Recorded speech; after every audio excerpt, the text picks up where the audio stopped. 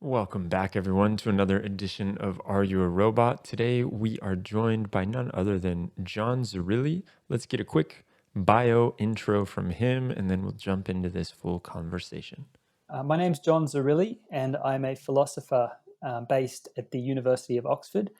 I work on the philosophy of cognitive science, the philosophy of artificial intelligence, and the philosophy of law. I have a background in law and cognitive science and philosophy.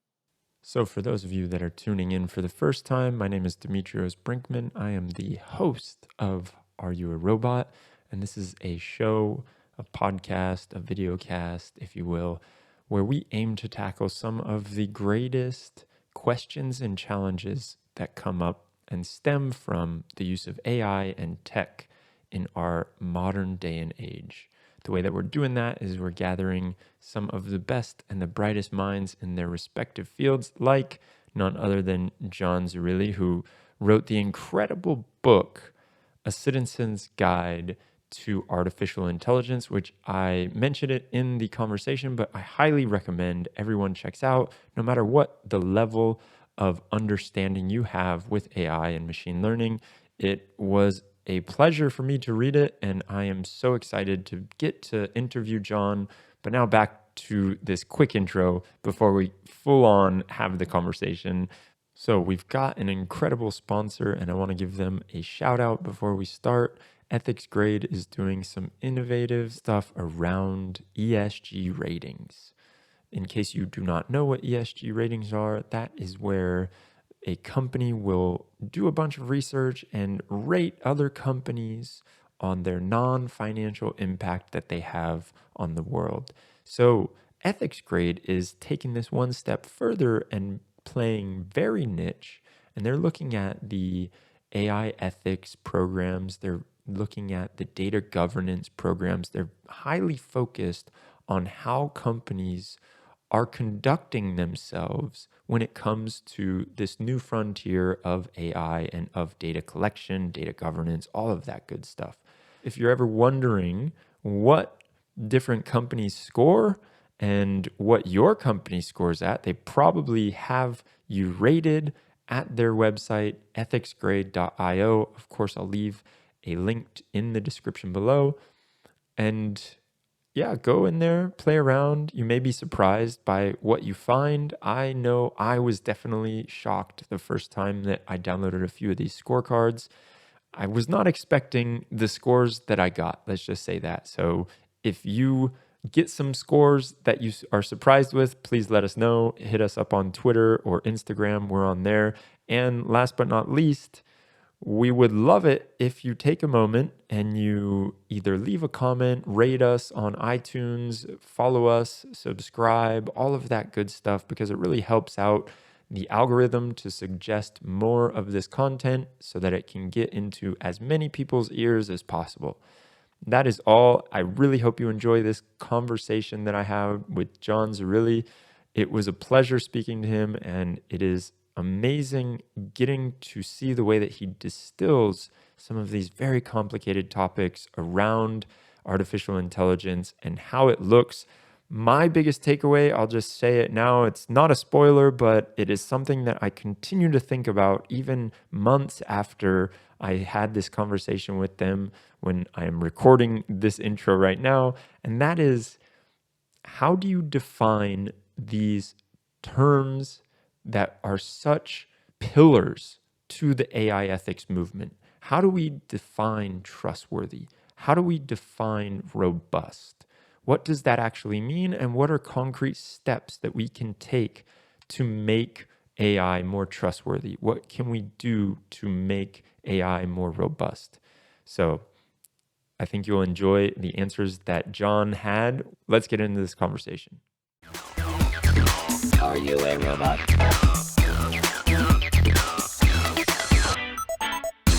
All right, John, it is a pleasure to have you on here. And you're so modest in your intro. You did not mention anything about my new favorite book that you just put out. I'll put it up here in case anyone is watching and they want to check it out. A Citizen's Guide to Artificial Intelligence. I am a huge fan because of the way that you were able to take these complex topics and really multi-layered topics and distill them down into easy to understand, and really it took things that I had in my mind that weren't so clear, and when I read it, it was like, yes, that's how you say that in words, right? So I loved reading it, and I mentioned this before, and I'll say it again. It's one of those books that I think everyone from a machine learning engineer or a data scientist, all the way to my mom who can barely exit out of a browser window, can really get value from. And it's because of these deep topics that you're able to present. And so I'm super excited to talk to you all about that today. And thank you for coming on here. It's my pleasure. And thank you for that ringing endorsement as well. That was the plan. To get all of those people satisfied was the plan. So it looks like, judging from your reaction, that we're hitting the mark. So I'm glad Oh, to hear nice. that. I thought the plan was to get a ringing endorsement from me as the starting point of this podcast. Well, yeah, you did a great job, and I will not sugarcoat it. It's a very complicated topic, and I'd love to just dive into your reason behind even trying to attack something as deep as this. When I graduated from my PhD, I entered the academic job market, and I found myself a postdoc working on artificial intelligence and the ethics and regulation of artificial intelligence. And I had to learn as I went, and I found that it was difficult to come up to speed because it's such a sprawling topic with many tentacles. There are issues around bias, and there are issues around liability, and there are issues about whether machines should be afforded personality, kind of legal separate personality, issues about regulation and issues about control. There were so many different aspects of it, and I had to come to grips with it bit by bit. So I thought, wouldn't it be useful if there was a guide that could just bring anybody that wanted to get up to speed up to speed? And that was where the thought first emerged, the idea of having a book that just covered everything, the main issues on the ethics and the politics of artificial intelligence for the interested layperson. Oh, That's yeah, the idea. that makes total sense. And you have some co-writers that you wrote it with. Can you explain how that worked out? Are they all writing it with you, or what did that process look like? Yeah, so because I was new to the area, there were some areas on which I was able to get up to speed fairly quickly because I was researching them more intensively than other areas. So questions about uh, the control of artificial intelligence systems, the psychology, the psychological effects of working with technology on the human users. This is touching on my cognitive science background.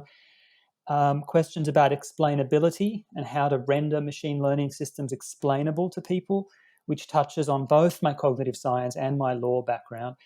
These were all things that I found I was able to come up to speed with pretty quickly and even exceed the general understanding of people in the area. So I thought, okay, I'm going to carve up the space in a certain way. These are all the issues that I see. We can have a chapter for each of them. I basically chose the chapters that I could do, and that amounted to something like, in the end, half the book. But as for the other half, I thought I needed to get expertise. And so I approached a number of people around the world, including some colleagues that I was working with in New Zealand at the time. And I got them to draft chapters on their areas of expertise, but I told them, I don't want, as I put it in the preface to the book, this to be a clunky miscellany of jarring styles, because the academic world does not need another edited volume. This is going to be a readable book for the intelligent layperson that is interested. So if, with your permission, I told my contributors, I'll take over the bits that you write and I'm going to rewrite them and have it so that it blends in imperceptibly with the tone and the style that I have set in the half that I've written. And so that's why the book now reads with one voice and has a single arc, although it travels across all of these different areas in the subject, and has the benefit of expertise. So I think what we've managed to do is get a book that has expertise as well as readability. Yeah, and it makes total sense that you said that's going to be one of my goals is readability, because that is one of the things that I notice. It's very much readable as opposed to some of these papers that I try and sink my teeth into, and then I get about halfway through and I need to go take a nap because it's just so hard to wrap your mind around it. And this one, again, it's really well done in that aspect. And there are probably three things that I'd love to talk to you about today from the book, which are transparency, explainability, and then bias. And I think those are all really hot topics when it comes to just AI or machine learning in general, and especially on this show. And before we get into that, though, I think it's probably worth asking you about this little section that you put at the beginning. I think it's even in the preface or in the introduction.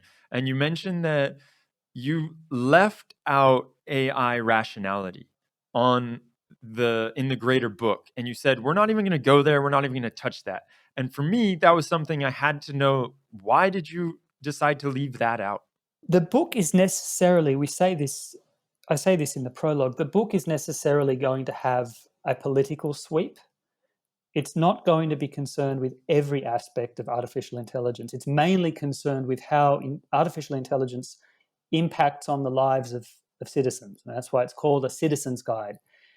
As for the rationality of machine intelligence, there are interesting questions that arise, and questions that lay people and citizens will find interesting, but that won't necessarily make the difference between them appreciating the technology and not appreciating the technology, if I could put it that way. So there's any number of questions that we could have asked and addressed in the book concerning how machines think and whether machines think, and how similar sort of the nature of machine cerebration is in comparison to human cerebration. But they're not really going to change the fundamental issues that citizens require. So we decided to bracket those to the extent that there are a couple of quite vivid points that can be made about the way machines tick over, and that do have a significant bearing on the citizen. Well, then we address those in the prologue. But we don't go on to deal with these questions in a more sort of rigorous philosophical fashion, because that would be beyond the remit of the book. Yeah, and something you say in there which made me think also is, does a fish swim or does an airplane fly? And when we were talking before we hit record, I think you also mentioned the different nuances in languages. Maybe we could touch on that real fast before we move on. Yeah, so this is a point that's been made a number of times, that probably the linguist and philosopher Noam Chomsky has brought this point out more than anybody else, although I think he also borrows from someone else. The question whether a machine thinks is thought to be somewhat of a meaningless question, or a futile question, or perhaps just a semantic question about how our languages allow us to describe things. The question whether a machine thinks is basically no more interesting from this point of view, from this semantic point of view, than the question whether submarines can swim or whether airplanes can fly. So in some languages, I believe it's Hebrew, aeroplanes glide, whereas in Japanese, I think the locution is that airplanes leap, if I'm not mistaken, something like that. But of course, in Romance languages, Italian, French, and of course in English, they do fly. But it just seems to be a question about how a language gets to describe a particular property of the world. It doesn't seem to address anything more fundamental than that. Now, the question can be made more interesting. We could rephrase it as, does a machine think in anything like the way that a human thinks? The thing that produces human thought, is there anything like that going on in the machine? We don't really know enough about how humans think to even begin to answer that question. It's extremely mysterious how humans think. Yeah. So, I mean, that's another reason why I didn't bother addressing this in any greater detail in the book. Yeah, makes complete sense. So let's talk a little bit about transparency. Let's jump into that topic, which is another one of these ones that we could probably spend the whole hour talking about transparency. And as I mentioned before, you hear a lot of talk from people, especially the AI ethicists right now, and they're saying how we need transparency and we need to have it in all of the systems that we create with AI. And you mentioned in the book that transparency is a non-negotiable, and just about everyone agrees on that fact. But then when you dig a little bit deeper and you say, what is transparency? Then that's where things start to get muddied up. And I love this just as a side note too. In the book, it feels like there's a lot of those times where you present something and you say, yes, this is something we can all agree upon. Like we want less biased or whatever it may be. And then you dig a little bit deeper and you say, but let's look at why this is so complicated and the problems with just saying, yeah, we want a non-biased system and we want it to be fully transparent, and then we can have trustworthy AI. And to get to that, it's a large jump from just going from a little bit of bias to no bias. And is that even possible? We can discuss that a little bit later if you want. But as for now, maybe we can break down this idea of transparency and how that's non-negotiable. But then what is transparency? What does that word even mean? I would have thought pretty familiar phenomenon in life, right? You often get people agreeing on the destination, but what they disagree about is how to get there.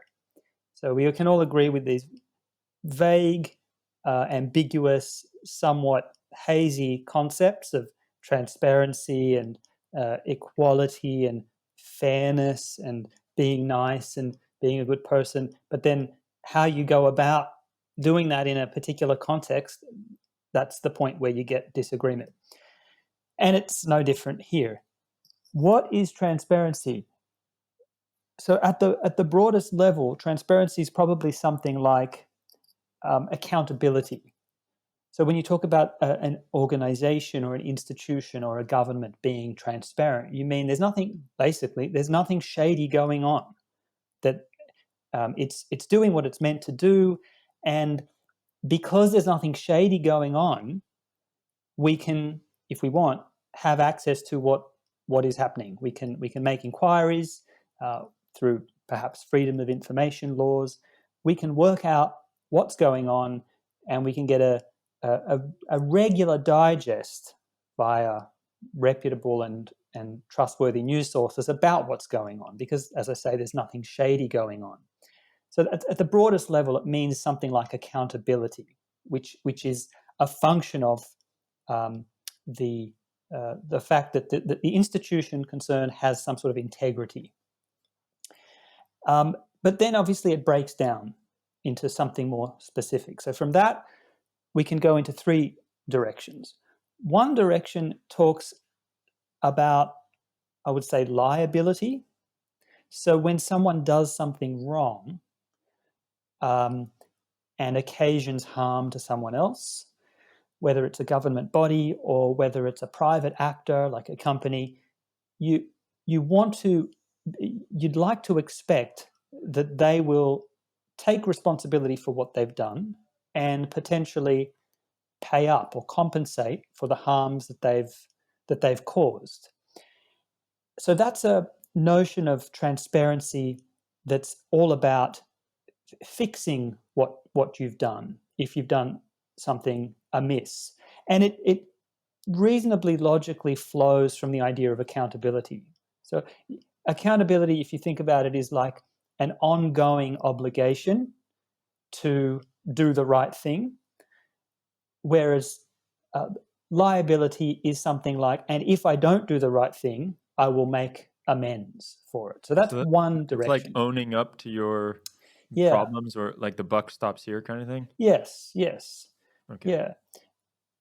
In another direction, accountability or transparency becomes something like accessibility. So I may want to know what data was used to train an algorithm, but I may not have access to that data because that data is intellectual property, for example. Or I may want to know how an algorithm works, but I don't have access to the secret recipe, the special sauce, because that's proprietary, it's hidden behind intellectual property laws, and the company that developed the system is under no legal obligation to disclose to me how the algorithm was constructed. So that would be a lack of transparency. But what would transparency entail in that situation? It would be something like accessibility. And then the third sense, and the one that we focus on in the book, is basically explainability, is the ability to have an algorithm explained to whichever audience needs to know how it works in whatever language best suits that audience. So I'd say those are the three areas or sub categories of transparency, and we focus on that last one, explainability.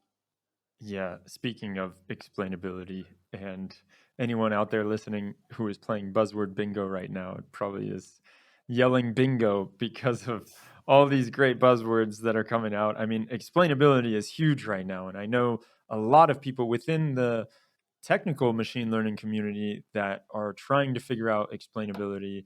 And I know a lot of people within the AI ethics community who are also trying to crack this nut too.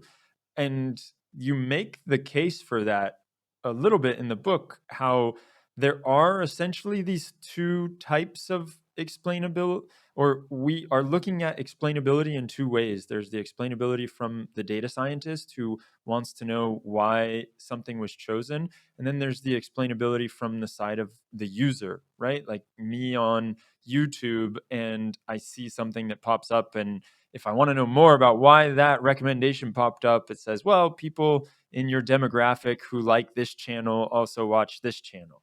And so those to me feel like they're two separate explainability or reasons for explainability. Yeah, they are. They're two, I would say, almost completely separate criteria by which to determine how something works. And what is often, I suppose, lost in the call for explainable algorithms is which of the two is most relevant. I would say that for the citizen, it's the second of those two. In other words, the explainability that you as a user um, require when you are interfacing with that system. So it doesn't matter then from that point of view how the algorithm works at a fundamental technical level. And even if you explained it to me as a lay user, it wouldn't make any sense anyway. What matters to me as a user, or let me use another term rather than user, because the user of a system often actually refers to someone that's also quite techie, that's using the algorithm. Let's use the word the decision subject. And that's a term that appears in the GDPR, the European General Data Protection Law. So the decision subject is the person who's been affected by a decision made by an algorithm. What do they want to know?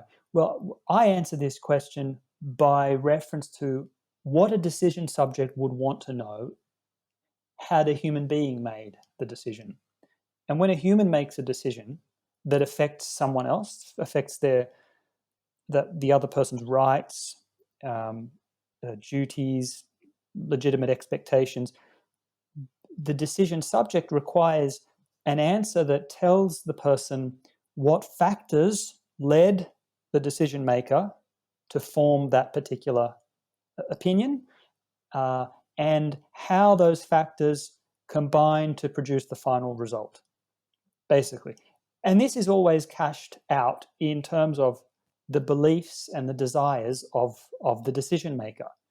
So it doesn't matter in what context you're speaking, whether you're talking about a central bank that is working out how to fix the cash rate, the level of interest rates, whether to embark in quantitative easing or not, whether you're talking about a hospital administration board and its decisions on what new algorithm to deploy to administer beds in emergency, or perhaps a local council, what led a local council to decide that 3 stories is the maximum height for buildings constructed on a particular street. It really doesn't matter. Or just you talking to your friend about when to meet up and why you were late. In all of these hugely varied contexts, you can basically sum up the explanation given by the decision maker in terms of their beliefs about the situation they were confronting and their goals, what they wanted to achieve. And so I basically say, that's the starting point. That's the starting point for thinking about the proper format for explanations from machine learning systems when we're interested in having explanations fashioned to satisfy a decision subject, someone who's been affected by a decision. Never mind the tech people and the developers and the companies behind the algorithms. They may have their needs and they might need something more technical, but the person affected by the decision doesn't need that enormous technical apparatus to appreciate what's going on. So that's the starting point. That level of abstraction, or the way that you're able to convey that information to someone, that again, it's like being able to talk about how this complex decision was made and do it in a way, like you said, how can we boil this down to almost like, what are the essentials here that someone is going to need to hear so that they can take the decision, or they can take what the prediction has given them and they can feel comfortable with it, even if it's giving them a prediction that they don't want to hear. Like in some cases they get rejected for a loan, but if I want to know more, that at least give me the decency to know like why I was scored this way. And with that, as you're saying, what is it, desire and the beliefs? What are the two? So the desire and beliefs, I think that would be huge to have, and people wouldn't feel cheated. I feel like if you had that at least to fall back on. Yeah. So And for a loan algorithm, mhm. a credit assessment algorithm, something like, I'm going to state it in terms of beliefs and desires, but obviously the machine itself is just a dead entity. It doesn't have these mental states. But it's something like the machine is saying, I have looked at 10,000 previous applications. I have found that 95% of people with an income less than X default on their loans. Another 95% of people who have assets worth less than Y default. I believe you fit that category on the basis of the information you have fed me. You have income less than so much. You have assets less than so much. Therefore, I said no loan for you. Mm. And of course, the goal in that context is very simple. It's just to assess creditworthiness. One thing I find incredible about when you bring this topic up, and it's probably the main thing that has stuck with me since reading the book, is how we hold a double standard to the machines and humans, especially when it comes to decision making. Can you break that down a little bit? Yeah, so it has to do with what I said a little earlier when I said that there's some ambiguity or confusion in the calls for greater explainability. On the one hand, you think, well, I mean, explainability is a good thing and we should have algorithms be as explainable as possible. But then the call, if you look carefully at the documents that make the claim that algorithms should be explainable, what they seem to be aiming for is explainability at the level of the deep architecture, something like understanding what would be the equivalent of the cognitive processes going on deep under the hood. And that's strange if what we're interested in is giving explanations that purport to justify actions, recommendations, decisions. Whenever we, as human beings, give an account of our actions and recommendations and decisions, we certainly don't furnish explanations that have anything like that sort of architectural detail. We don't talk about what food we ate that morning along the way to explaining why it is that right now I'm doing what I'm doing. We certainly don't inquire about all the formative experiences that I've had in my life that have contributed to me being the kind of character that I have at the moment, and perhaps what subjects I took in university. We don't ask that. That's not part of the explanation. We just give explanations in terms of, this is what I believe about the situation, this is my goal, and that's why I did it. So this does seem to be a double standard, as it were, in our expectations of explainability when we turn to machines, where suddenly we want the architectural innards being brought out, broken up, brought into the light of day. Now, I should say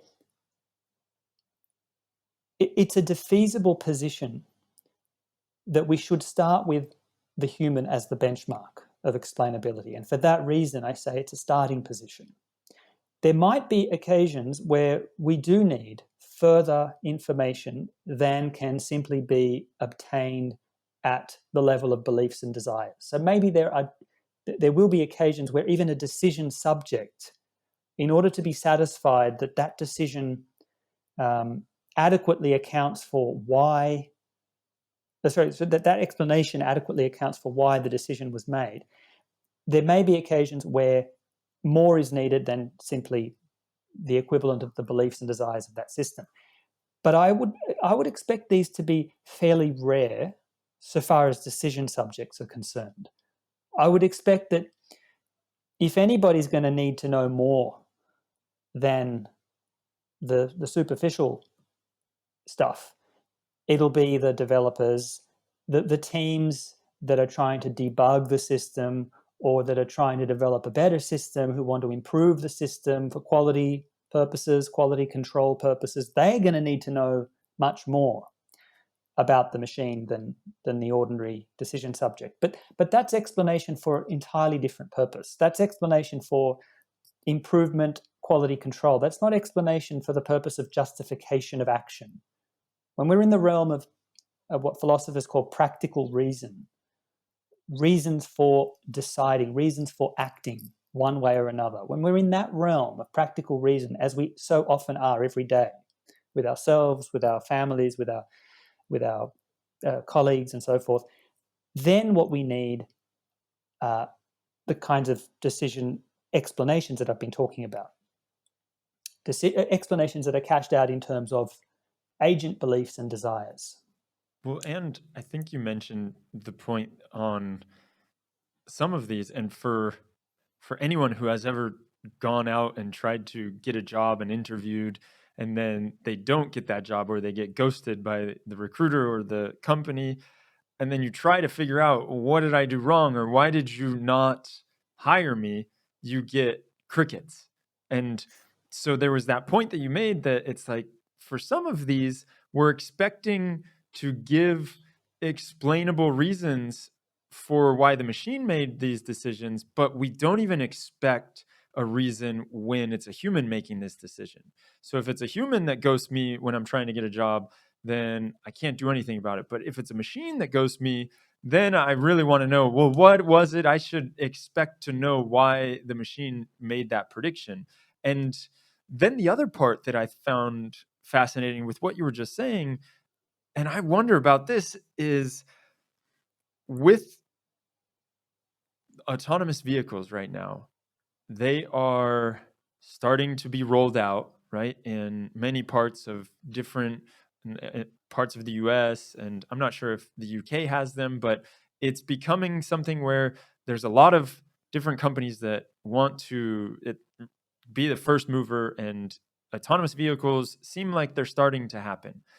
And we, as a society, I don't think we are ready at all for anyone to die behind the wheel of an autonomous vehicle.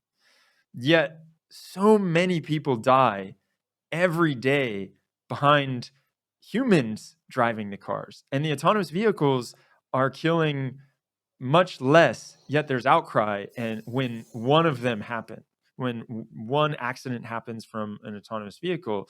And so I really wonder about that. And going back to this idea of like, if it's safer to be in an autonomous vehicle, yet it's still not 100% safe, are we going to accept it? And if it is, can we just get to, like you were talking about, can we get to where the autonomous vehicle is safer than a human? Then should we start accepting that autonomous vehicles are like that? And from what I've heard from, actually, I was just interviewing somebody about this last week, and they were saying, no way can you accept that. That is not at all until it's like 99% safe. Then I don't want anything to do with it because there are so many flaws and there's so many problems. But I look at it like, well, the humans, you if you've ever been in the car with somebody while they're texting, I would much rather take an autonomous vehicle at this point in time. So there wasn't really a question there, but you may have a comment on that. Yeah. So what you're getting at here is the moral psychology of human beings. There is a fairly clear body of research that converges on a fairly robust fact about human beings and algorithms. And that is that humans are perfectly willing to trust an algorithm under conditions in which either they don't know there's an algorithm there, and this, so in other words, it's a kind of what's often called embedded AI. It's sort of just built in to the technology and you don't even really see it. It's invisible. An example would be the autopilot that basically gets us safely from one spot on the surface of the Earth to another spot through the air at extremely high velocity. So when we don't know it's there, we're kind of okay with it. And we're okay with it also if we have been convinced that it is much better than the best human expert at doing that thing.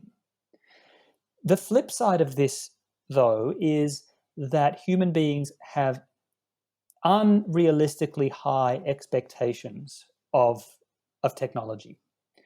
And it doesn't take very much for that unrealistic set of expectations to decompose. So human trust tends to be at its height in the very earliest phases of dealing with a new technology. And the moment they see that system make a mistake, then the trust in that technology just plummets.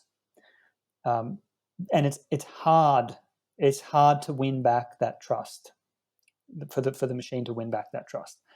So when you're talking about autonomous vehicles, I think the situation here is, the problem here is, it's not invisible. When you get into a car and then you are driven without having to drive, it's not something that you can just ignore. You can't just say, well, I can just ignore the fact that an algorithm is here. You can't ignore it because you're not doing what you would have been doing otherwise. You are not driving it. Someone is driving. What's driving it? The algorithm is driving it. So it's unfortunately it's a case where you are conscious of the algorithm, and that's generally not propitious for people to trust an algorithm when they're aware of it there. And also because of very high profile, catastrophic and tragic failures with autonomous vehicles, I would say collective human trust in autonomous vehicles has plummeted, and it's going to take a very long time for humans to be convinced that they can trust those systems. Let me also just finish off by going back to a point that you made at the beginning of your short disquisition there. You were talking about that humans do have this tendency to trust, or should I say, they have a tendency to just accept that if a system, if a human fails to give them an explanation for why they were rejected for a job, they'll just sort of take it lying down, as it were. But if it's a machine that does it, then suddenly they are much more forceful and strident in requesting some sort of explanation or an account for why they were rejected. So what I want to say about that is, in no way does the position I put forward in the book mean that we should take the same lackadaisical, laissez-faire attitude that we do to humans and then port that across to our dealings with machines. So in any context, for example, like the one you mentioned, where the normal human practice is, oh, well, I didn't make it, that's okay, I'll get on with my life. I'm not saying that that's what you should do if a machine's making the decision. So the human is the benchmark. And by that, I mean in the ideal human case. And in the ideal human case, a human gives an account for why they did something. They explain their actions and they set out their reasoning. That's the benchmark. The benchmark is not what the human would do in a scenario where they would just acquiesce to a rejection and then just go on their merry way. I'm not suggesting that that's the benchmark. And so therefore, when a machine decides that you're no good for a job, that you should just take your cue from what you would do had a human decided that you were no good for a job. I just want to make that clarification. Perfect. There is something else that we talked about the other day that I think we should probably touch on right here, and that is this idea, because you mentioned the different types of AI that we as humans come into contact with and how it's not all quite the same. I mean, there's hundreds, thousands of use cases that we have with AI. And you mentioned there's embeddings, and like you said, you have recommender systems that are telling you which Netflix show to watch. And then there were a few other ones. Can you go over that real fast for me? Yeah, so when we talk about AI, we're talking about a large category of objects. We on probably at the most common level, we're talking about embedded AI. So that's the AI that's basically part of the Internet of Things, if you've heard that expression, the AI that you find in your Netflix app that recommends films or shows for you to watch, or that's embedded in the Amazon search engine, which recommends books to you, or that's on your phone when you are trying to get around and you open Google Maps. That's embedded AI. And that's the one I say that's probably the most common that we encounter on a day-to-day basis. Then there's virtual AI. Virtual AI is something like Siri on your phone or Alexa. These are kind of embedded in a way, and yet they take on aspects of human intersocial personality. They've got something about them that makes them be related to in the way that we relate to each other.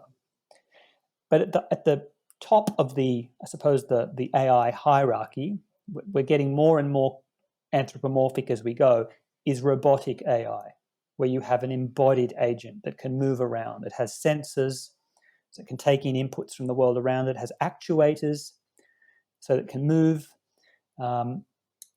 That's a different kind of AI again. And it's important to divide up those three types of AI, because you might say things about AI in general, but what you say may only be true with regard to one of those. So it's important to be clear. And I'll just give you a very quick example. So when I said that a human, overall, if a human has been told that a system is very capable and has a high accuracy rate, then trust tends to be quite high. And then if it sees the system make a mistake, trust plummets, and it's hard to win back. Of course, if the system doesn't make that mistake, then the human will just keep trusting it. Now, that package of claims that I've just made is only true of essentially automation in the form of embedded AI. So I could not make that claim if I was talking about robotic AI. With robotic AI, what you tend to find is something, I would say almost the reverse, where if the robot is performing really well, it arouses distrust, suspicion, animosity, and fear on the part of the human. And then when the robot makes a mistake, the opposite happens. It's almost as if we look at it and think, isn't that cute? It's made a mistake. It's like me. It's not a threat anymore. It's more human. So it's important to tease out which of these forms of AI we're talking about when we make claims about them, their effects on us, for example. It's so funny you say that, because just with you saying that, I instinctively go back to the way that I look at them, and I would think that I totally am just another sheep and would think the same thing, especially when it comes to robotics. And you see when they make a mistake, it's like, okay, I can let my guard down. This isn't going to take over. And when it's doing everything perfect, it's a little bit like, oh, this is scary how well that's able to do it. I don't know if we should continue to advance this one. So it makes complete sense. And now let's talk a little bit about bias. Sure. And the idea of bias is another huge topic. And I have heard many that advocate for systems that are totally free of bias. And I wonder if you feel like that is a realistic expectation. So the expectation that bias might be eliminated entirely is unrealistic. Every one of us comes with a bias. I mean, at the most basic level, we all inhabit a particular position on the surface of the Earth, which means that we have a particular perspective with reference to the objects around us, and that colors how we see things, how they appear to us. Bias is just an ineradicable feature of what it is to be an entity that takes in inputs and does things with them and moves around. So that's too high an expectation. As far as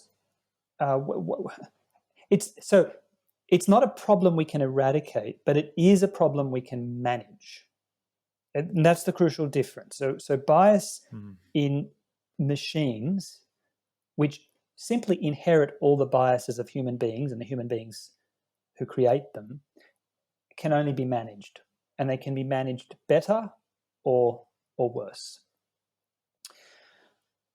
than other options.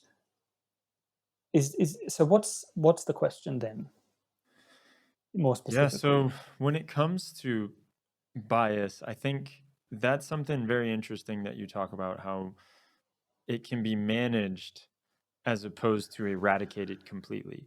And I've often thought about this when you look at how algorithms are and the inherent bias, and you speak about the inherent bias just in humans in general, and and also the way that we make decisions, and then our cultures that we're brought up in, and all of that being embedded into the algorithms that we're creating. And a lot of times we don't even realize that we have bias, right? And sometimes we even think that there's no bias involved in that, and with more confidence than the more we have bias. And so when it comes to this idea that you're proposing on how to effectively manage bias as opposed to eradicate it, what does that look like in form? Is that something where it's just making sure the person who is interacting with the algorithm or the AI knows that potentially there's bias in these different areas, so keep that in your mind as you're interacting with your algorithm? Or is that something that is totally going on behind the scenes that the people that are deploying it are keeping in their minds? Like, what does that look like in practice? Okay, so I think in view of what I've said about the pervasiveness of bias and the fact that bias is just a part of the human condition, indeed, it's just part of the condition of any organism, as I say, that can move around and that can take in inputs. I think what we need to do is simply be upfront about the biases that we have and to stick to them. So if I have a particular perspective on a subject, if I'm coming at a subject, let's say, with a bias, let's say, from anthropology, or a bias from history, a historical bias, because let's say I'm saturated in history, I'm historically very, very well informed, and so I look at problems with this bias of history. Be upfront about the bias that you have so that people can take in what you say and discount for the bias that you've disclosed, and stick to that bias, in the sense, be consistent. So if I'm coming to a problem with a historical bias, let's say, want of a better term, or a sociological bias, or an anthropological one, be consistent, stick with that bias so that your audience can then apply the relevant discount. Now, bringing it back to the machine context, basically the same principle holds. So if let's take this up a few notches. Let's no longer talk about basic sort of perspectival bias and talk about the bias that most people are interested in when they're talking about machines, which is racial bias, gender bias, all of these sort of cultural, I like how ethnic you say, biases. let's up the ante and let's get Yeah, to the yeah. heart of what people are actually interested in. Yeah, so if we get to that level, the basic principle still applies, in that people have biases, and the important thing is that they disclose them. They're upfront about them. Of course, I'm not saying that if you happen to if you don't like a particular demographic, I'm not saying be upfront about it and stick with it. I'm not suggesting that. But let's take an example. So there's an algorithm that has attained notoriety in the United States and indeed in the UK and in Europe more broadly around the world, called COMPAS. And this algorithm is used to assess the risk that an inmate, for example, a prison inmate, will reoffend if released, let's say on parole, or perhaps whether this person will evade the jurisdiction if granted bail. So that's the context. So this is what COMPAS is used for. And think of it as a system that just basically gives a score. For simplicity, let's just say 1 to 10. If you score 1, you're a very low risk of reoffending or of evading the jurisdiction. If you score 10, bullseye, that person is going to reoffend. Don't let them loose. Okay, so obviously we want to eradicate or eliminate racial bias, and it became well known, as I say, notorious fact about COMPAS. So this algorithm was assessed for its performance and the way it performed on different ethnic communities, and it was found that blacks in the US were twice as likely to be misclassified, incorrectly classified as high risk of offending as whites. And it was also found that whites are roughly twice as likely to be misclassified as low risk compared to blacks. And so that's unfair. That's, patently unfair. You would expect that if it's going to make mistakes and it's going to give you false positives and ping someone as a high risk and do so erroneously, you would hope that the rate at which it does that does not differ across the different demographics, across the different ethnicities that it's used on. But this system failed that test. So it looked like it was unfair.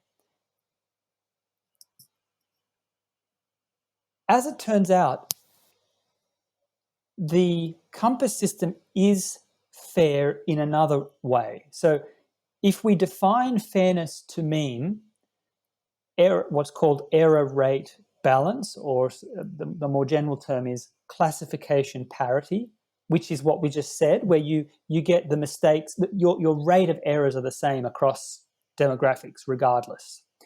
If that's what you want, if that's what you think fairness means, having the same errors across demographics, COMPAS was fair.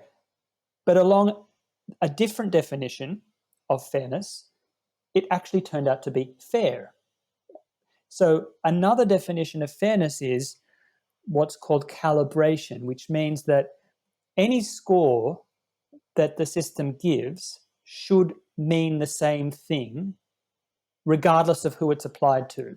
So if I pluck a random member of the Hispanic community and they are assigned a 6 out of 10, 6 out of 10 should mean exactly the same thing in terms of probability of reoffending that it means for someone randomly plucked out of the black community or out of the Anglo-Saxon white community. A 6 out of 10 should mean the same thing. It should have the same predictive power, irrespective of the group it's applied to.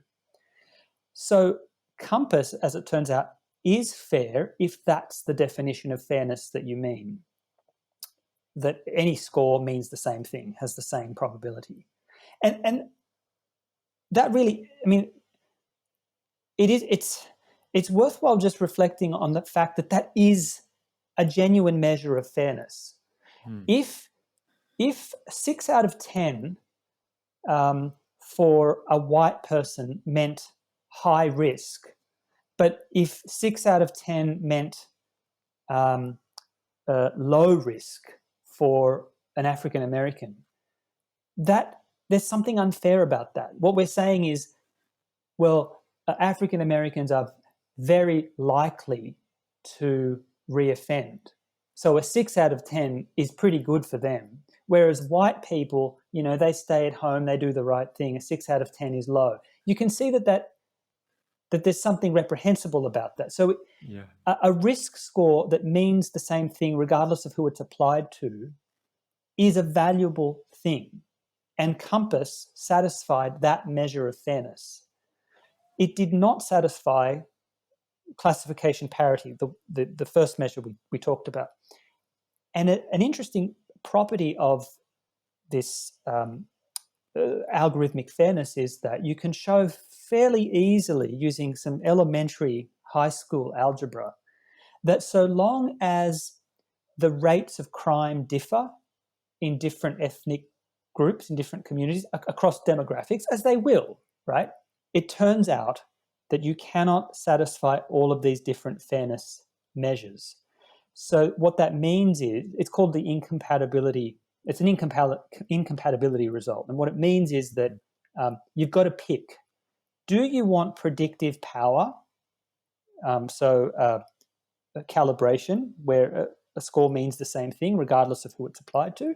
Or do you want what we call classification parity? You're going to have to pick one of those definitions. If you pick classification parity, where you get the same number of false positives, errors, the same rate of errors across the different demographics, which is fair, you're not going to have calibration. And that's that's a bad result. On the other hand, if you have calibration, you're not going to have error rate balance or classification parity.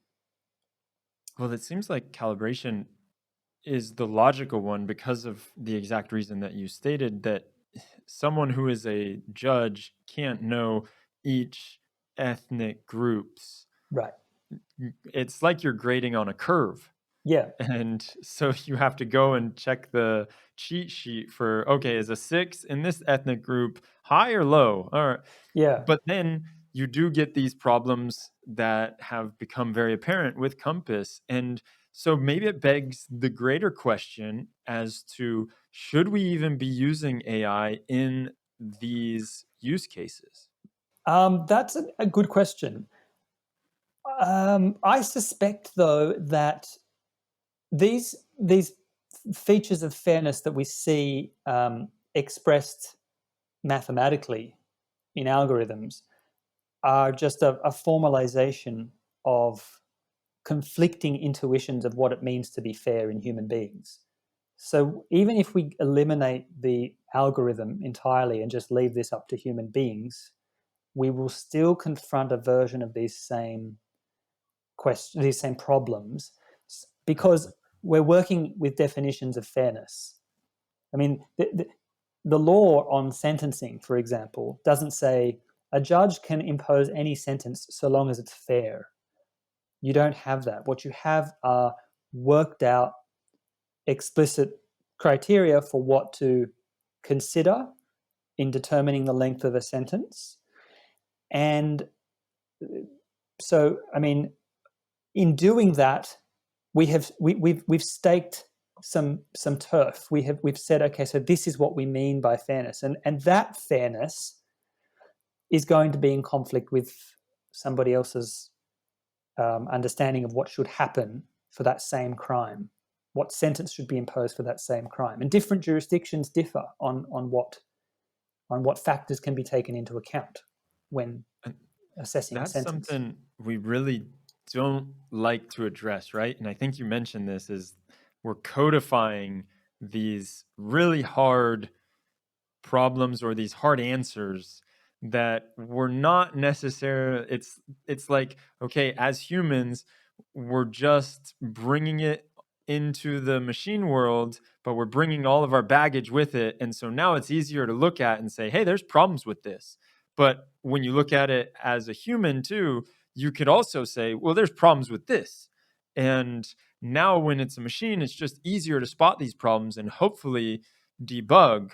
But it comes back, for me, it comes back to that autonomous vehicles question. And you look at it and you say, well, are the judges doing better than they would have been doing without it? And so at what level do you start implementing this, because it's augmenting their capabilities? And if there is some unfairness, we want to try and debug it as best as possible. But at the same time, we have to recognize that there's always going to be some bias involved. Yeah. So two things. I agree with you that it does. In the end, it comes down to working out which has the better performance metrics. So is the algorithm getting it better than the judge? Is it performing better than the judge? But on that, I hasten to add, what we should be comparing, we've got to be very precise about what we're comparing. We're comparing the ability of the algorithm to predict reoffending and the ability of the judge to predict reoffending. We're not comparing, so in the case of sentencing, for example, we're not comparing the algorithm's performance in predicting reoffending with the judge's ability to issue good sentences. Because sentencing involves lots of different factors, lots of different considerations are built into the sentencing exercise. One of them is predicting the likeliness of reoffending. But others might be things like amenability to rehabilitation, or connections to family and or a church community, for example. These might be factors that a sentencing judge has to take into account remorse, degree of remorse, contrition for the crime committed. Those have to be taken into account by the judge. And when they're all weighed up, including the capacity to, the likelihood of reoffending, it might be that the sentence ends up being very low. Now, the algorithm was working out whether this person will reoffend. And it said, yes, they will. So it gave them a high score, 9 out of 10. And it might be, okay, that the person eventually does go on to reoffend, and we all think, oh, the judge got it wrong. Well, let's be clear. We don't know whether the judge got it wrong, because in order to work out how the judge performed in relation to the machine, we need to access what the judge thought about that person's prospects of reoffending were. If we can isolate what the judge thought about that and set that score, if you will, against the machine's score, then we can know what the judge or how the judge performed. Because the judge has to take into account a lot of other things, not just propensity to reoffend, it's difficult to make that comparison there. I just think it's important to add that when we engage in comparing the algorithm to the machine, we've got to narrow down on exactly what it is that the algorithm purports to do and what would the human do on that specific criterion. Yeah, and it reminds me of, this is a little ridiculous, but you know how every X amount of time there's a new study that comes out that says, oh, pomegranates are the best fruits for you, or you should eat more carrots because they have this or that, and it increases your lifespan. Yeah. And really those studies that come out, it's a little absurd because there are so many X factors in each person's life that they study. And yeah, maybe they have some carrots, but it's really hard to say that with definite 99 to 100% accuracy that this equals that. And so it makes complete sense what you're talking about. Yeah, there is that piece of it, but then there are so many other layers to this, and that's just one use case, right? Yeah. And that's why I think that it's really fascinating that as you peel back the layers of this onion, all of the questions that start coming up and all of the different pieces that you need to keep in mind. And one other thing that I would just say on this that I thought was amazing in the book is how you mentioned that adding more people to a process, a decision-making process, doesn't necessarily equate that the decision is going to be correct or you're going to get a better outcome, I should say.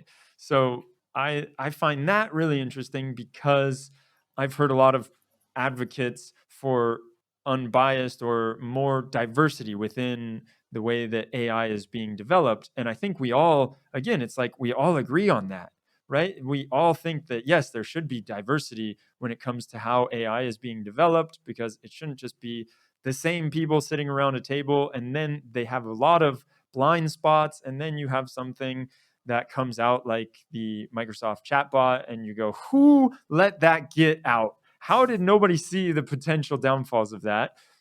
But one thing that you start to peel back the layers of this onion and you start to realize, okay, yeah, just by adding more people and adding more diverse heads in the room isn't going to necessarily equal a better outcome.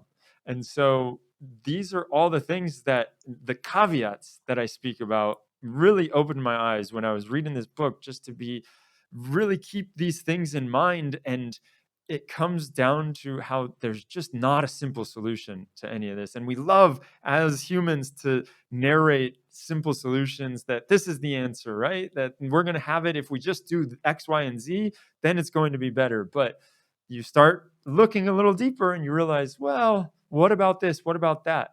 And again, this isn't to say that we shouldn't try and we shouldn't always be iterating and trying to make it better and figuring out ways that we can do this better. But I'm very weary and very skeptical now of anyone that comes and tells me that we need to do this to have a more trustworthy or unbiased system. Yeah. So the second point I was going to make actually about bias is precisely this thing about how to resolve the question. So you started off by asking, how can we manage bias? If we can't quite solve it, how do we manage it? And the example I gave of the COMPAS algorithm and these different algorithmic measures of fairness and how they're incompatible and you have to make a choice these examples were meant to demonstrate just what the management problem entails. So to be clear, the management problem entails navigating conflicting intuitions of fairness in society itself. So the management problem is therefore a political problem. It's squarely a political problem. Just like liberalism is a philosophy that strives to find a modus vivendi among different forms of life. The liberal solution to the problem of conflict in society is to basically allow everybody to pursue their own version of the good and leave it to the state simply to provide the mechanisms by which these people can pursue their own agendas and their own projects, and to resolve conflicts when they arise on a case-by-case basis, generally through the court system. But liberalism doesn't lay down what the ideal good life is. Everybody is allowed to pursue their own vision of that. And so the liberal solution then applied here would be something like, well, let any society adjudicate for itself through the democratic means at its disposal for the resolution of these conflicting value systems. Now, it just may be that there is no fundamental answer to what counts as fair. I can't necessarily tell you that calibration is better than classification parity, although your point was well taken. If you go down the classification parity route, where then you abandon calibration, well, then that means that judges, for example, will have to take into account ethnicity when they interpret risk scores. And that seems to be against the law. I mean, you cannot take ethnicity into account when you're working out whether to set someone free. So there may be no answer, but we've already got an answer. At the moment, it seems like the law is saying, go for calibration. That it just seems to be the answer on the basis of anti-discrimination law. Whether we change our mind as a society, will be decided by the same mechanisms which led to anti-discrimination provisions in the first place. So it's just by the churn and the whirligig of time, deliberation, democracy playing out. That's the best I can tell you as for how to manage bias. It's a political question, and like most political questions, they are solved or rather managed through the ballot box. And it's not clear how, where we'll land on these questions. So speaking of that, you say at the end of the chapter, when you're talking about bias, that the ball's in our court, right? It's up to us. And I feel like that tags along perfectly with what you just said. One problem that I have quite a bit is that I think I get paralyzed with how to effectively create change within this world of AI. And I know that we, as the consumers of AI, we have a lot of power, but how can we, as a consumer, one individual, go and try and speak up for some things that we feel aren't right? Maybe it's just that we feel that COMPAS should not be used in general, or maybe it's that we feel that different AI systems that we realized we've been interacting with are not a good fit for society in general. One thing that I recognize is where can I voice that complaint? I can complain about it on Twitter, maybe, but what else? Yeah. So the point of saying it's up to us is really perhaps not the best way of saying it's up to us as citizens, as democratic citizens, which means it's up to us to engage with whatever levers we have to agitate for change. Now, not everybody will be in a position to do that. So I could see this happening. So we've got anti-discrimination provisions, right? And they mean they prohibit taking, let's say, gender, ethnicity, sexuality into account in the making of particular decisions, employment decisions, and of course incarceration decisions. And it's become clear that protected category, ethnicity, let's say, is now running up against another fact, which is that if we hold persistently to that notion that you cannot take those protected characteristics into account when sentencing, then it's inevitable that we are going to occasion unfairness by the lights of the classification parity measure. And that then might lead to a parliamentary committee, let's say from the UK context, a parliamentary committee inquiry. Then there will be a call for evidence. And one of the questions in that parliamentary investigation will be something like, how should we make an exception for the taking of ethnicity into account in circumstances where it is currently prescribed under anti-discrimination law? And then they'll get evidence by various experts. So I've got one last question for you. This has been incredible talking to you, John. Are you a robot? I'm not a robot. I'm close to being a walking algorithm. I'm very methodical in my way, but I'm not a robot. Excellent. Well, thanks again for coming on here and chatting with me, and everyone listening. Check out this book. I implore you to do so, A Citizen's Guide to Artificial Intelligence. It is fascinating, and we just scratched the surface, really, with our conversation here today. There's so much more in this book that we couldn't get to, and I have so many other questions that I would have loved to ask you. But as time works, it just keeps moving forward, and then who knows? Maybe we'll have you on for a part 2, and hopefully you continue writing great books that I can continue reading.